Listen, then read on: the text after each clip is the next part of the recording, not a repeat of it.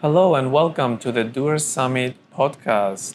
We're live during the Doers Summit 2026, and we have here with us Panis Pieri, the founder and chief editor of Panis.News. So welcome to this conversation. It's an honor to have you here with us. And Pani, you've been documenting and participating in Cyprus, in the Cyprus startup ecosystem for more than a decade. So we want to pick up your mind a little bit, and I want to see where you're looking at the ecosystem today, and what excites you more about this current moment in Cyprus. Thank you, Pavlos. First of all, great job with Digital Trade, FastForward. It's a great media. Thank you. You are doing a lot of work for the local ecosystem. Yes, I started back 10 years ago, my first blog about startups and innovation in Cyprus, what Cyprus were doing around the world. I exited 2 years ago, and now we are building a new media around AI. We'll focus AI globally, AI stories. Our ecosystem and the ecosystem in Cyprus, it's growing. Nobody can say that it's not growing. Of course, there is a lot of stuff that we need to improve in order to actually build a strong local ecosystem here that will export and create global companies. What would be three of those key improvements that you would like to see happen in Cyprus for the ecosystem to flourish? There are different improvements in different levels. There is the level of government policy that, to be honest, government has done a lot the last years. We have a new deputy minister. We didn't have 4 or 5 years ago. We didn't have a deputy minister of research and innovation. But again, two things about the government that we need to improve is, and that affects also the parliament. We need to pass the law of the spin-off law. We need to finish with that discussion of the last 6 years, because we need actually a powerful law. So all this research, let's say the research happening in the universities to commercialize, become startups, and that will give a bigger boost in our ecosystem. The other thing is, I think we need more money from the government. And the other thing, in terms of private, we need the private companies, at least the big private companies, to understand that they need to have a research hub in their company. They need to push for innovation, because if they don't do that, I understand most of them are family business for many years, but they run the risk to close if they don't innovate. Another thing that I think is a mindset problem, it got better. For me, is that a lot of founders need to focus on building global companies. Yeah, okay, act local, build local, but you need to focus on how what you are building to be easily scalable abroad, in other regions, in other countries, etc. I'm going to touch upon that, because you often talk about Cyprus being a place that can be used as a launchpad. Finish. Sorry. No, a launchpad or a tech hub for startups. Well, I wanted to ask you what makes Cyprus uniquely positioned for that role, but maybe you disagree. Maybe there's you want to rephrase that somehow. I don't disagree. Cyprus, it is a launchpad because, first of all, in terms of law, we have common law with the UK. So whatever we build here, pretty much we'll be able to scale it up in UK easily. Other reasons is that if you need a market, something to test in 1 million market, is easy to test it here and then launch it in US or other regions. But I don't think we're a good launch pad for every industry. There is industries that we can be a good launch pad, but not for all of them. For example, I believe we are a good launch pad for tourist apps. We have 5 million people coming every year here. If you want to target these 5 million as a tourist, and actually it's something that we don't develop enough. We need to see more apps around the travel industry, the tourist industry. I believe we are a very good launchpad. I don't know why this is not so spread, to be honest, to see a lot of startups on that. I think we are also a good launchpad with PropTech. We have seen the last 2-3 years some PropTech popping up companies. We need to see more. And I think also, okay, we have a bit more mature ecosystems in finance, fintech, gaming, that we need to push gaming, and shipping. And actually, that's why also I believe this is the 3 ecosystems also plug and play started. It will be the verticals for the new accelerator that is coming, plug and play. Because they have seen that there is some maturity in this industry in Cyprus, a level of maturity in fintech, shipping, and gaming, and a bit social tech. So yeah, I mean, these 3 industries, I believe, we have a possibility to, yeah. Especially here in Limassol, there was an influx of tech companies that choose Limassol for their headquarters. Do you think we're moving in the right direction? I know you mentioned there needs to be some improvement. Actually, that was accelerated through the geopolitics, through the war in Ukraine, and etc. It was accelerated, the relocation. It helped us. Unfortunately, the misery of another place, it helps you. Or what happened in Lebanon with the wars and the geopolitics, it helps to attract more people and relocating companies here. Of course, Limassol was not ready, infrastructure-wise was not ready. The Limassol population grew in the last 3 years, like doubled. When a city doubles, or there are people that are living there, you can imagine nobody is to blame, because you don't have the infrastructure. And that created a lot of problems for the locals and the local, how to live in Limassol and other stuff. At least my suggestion in this is that we need to stop and we need to start refocusing a bit our efforts, at least the government. For me, I think there is no need right now to push for more companies to come. Also, we need to start creating some projects or initiatives that they attract the right companies to come. Because as companies are coming, we have also companies in some industries that actually, at least for me personally, I don't want to see those industries in Cyprus. I don't want to mention now the industries, but we can leave it vague. I think anybody who is in this ecosystem can understand which industries I'm mentioning. Okay. Well, let's bring it back to the Doers Summit. It has become one of the biggest meeting points for founders, investors, creators, and tech companies in the region. What role do you think events like this play in the future of the Cyprus ecosystem?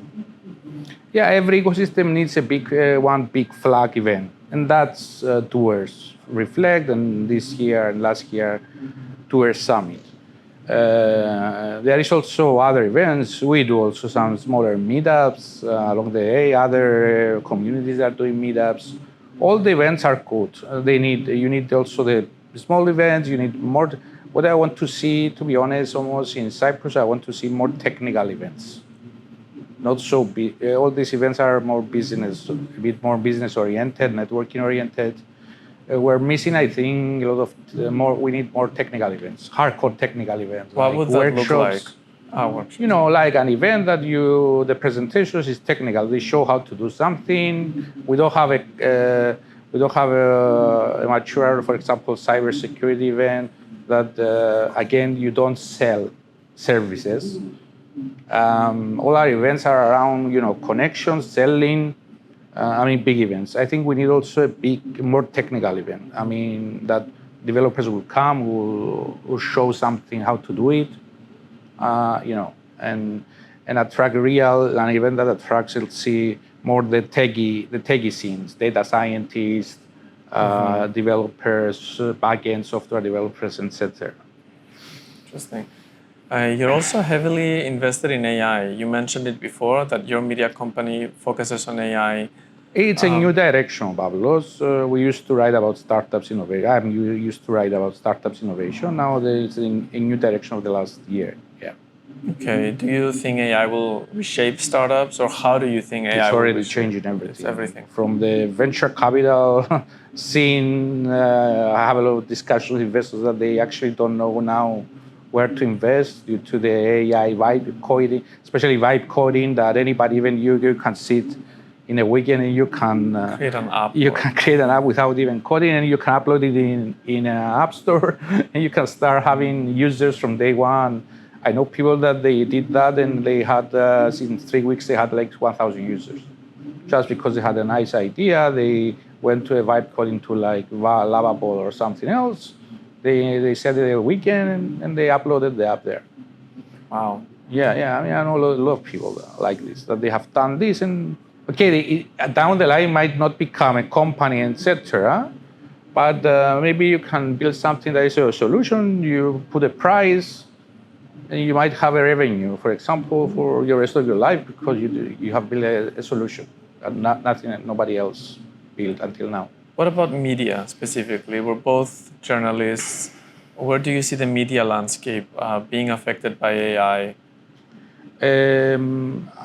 At least our new project will have a lot of AI. A lot of articles will be generated by AI. Of course, our module is generated by AI, curated by humans. We want to keep the human in the loop because, okay, it's not. I think we'll never reach a point in the technology that will write, the better story, etc. But it will reach a point that you'll be able to generate something very good, very quick. If you want, for example, maybe in the past, at least it took me, if I watch a YouTube video, how to do a summary, I can do it now in maybe 5 minutes at most. And then write an article like a summary of this YouTube talk or everything. You can do that very fast right now. It's changing, and actually you need to start, AI will be using also in fact-checking. You need to use tools around fact-checking if your media is developed that wants to do fact-checking, like you, for example, that you and us that we want to get out the media and news that actually are fact-checked, not bullshit news or news that will create traffic and etc. I mean, AI will be going also it should go in every newsroom. I don't know what you are doing also in Digital Tree, but I imagine you are developing or you are using somehow It streamlines AI the processes. tools, Yeah. in the newsroom. Also, I would suggest here for other journalists a nice podcast. It's called the Media Co-Pilot. It's actually the one journalist and one techie that they started that, and they discuss about this, how AI is changing the media landscape.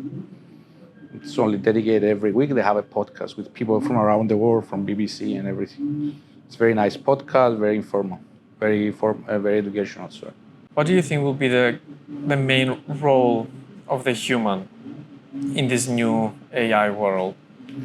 as I have said many times, we need to keep human in the loop. Okay, a lot of processes might be automated, but again, you'll need human. I believe you'll need human for the highly creative stuff that you plan to do, whatever it is. So I see we'll see hybrid models. I think hybrid models will work much better than Fully automated or fully automated or a company that runs fully on AI agents, let's say. So for young entrepreneurs attending Doers Summit, what's one mindset shift or lesson you think they need to hear the most? Because I've heard a lot of your interviews before. You talk a lot about mindset. Yeah, not too afraid to build something that is, for me, you need to build something, first of all, that is very dummy proof. Anybody can use it.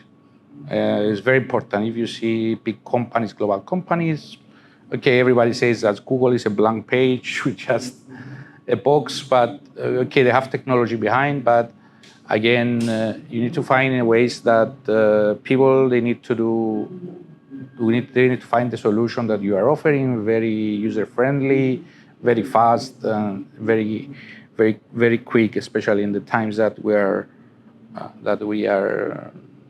living. The other thing, especially for young people, they need to build stuff, break stuff. Don't wait, to build a perfect solution and get it out there. This is not the startup way. Or build something, launch it, get feedback actually for your customers, etc. And actually, the best feedback that you can get.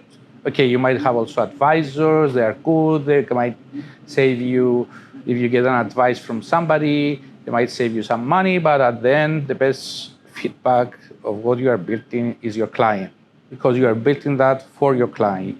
Something that you need to understand as a builder is that you don't build something for you, or if you like that, or if you don't like that, your customer, the people that will pay you for the solution, you build this for them. So you need to hear them a lot. You need to hear them how they want it, what is wrong, what is right, and from there, you build and you grow. A lot of companies, they started like Airbnb. They started from a simple WordPress site, and now they're worth millions and billions. Some of the biggest corporations. Yeah. Fast forward to 2035. What would success look like for Cyprus? I cannot predict. After the latest things with AI, nobody can predict. Time moves way faster than our minds. Up to 2035. Up to 25, for example, I see stuff like I see stuff hacking ourselves. This will happen more often. When I say hacking ourselves, I mean biohacking. I will see people having most probably 3D printed organs on themselves, becoming other stuff. I'm afraid what will happen with AI, because to be honest, I'm not so. In the beginning, I was hyped out, so I like what came. But as we go along, and as we see also other people in the industry of AI is talking about AI and saying that, okay, we need to think twice what we are building, how we built it. Nobody knows, to be honest, until 2035. Yeah, it can be used for medical research, for AI. health, for AI can be used for very good stuff up to very, very bad stuff. Exactly. Pani, thank you for this conversation. It was a pleasure having you here. Thank you for participating in the Doers Podcast, and I wish you all the best. Thank you, and good luck with everything that you do in the Digital Tree group. You are doing a very good job, and continue.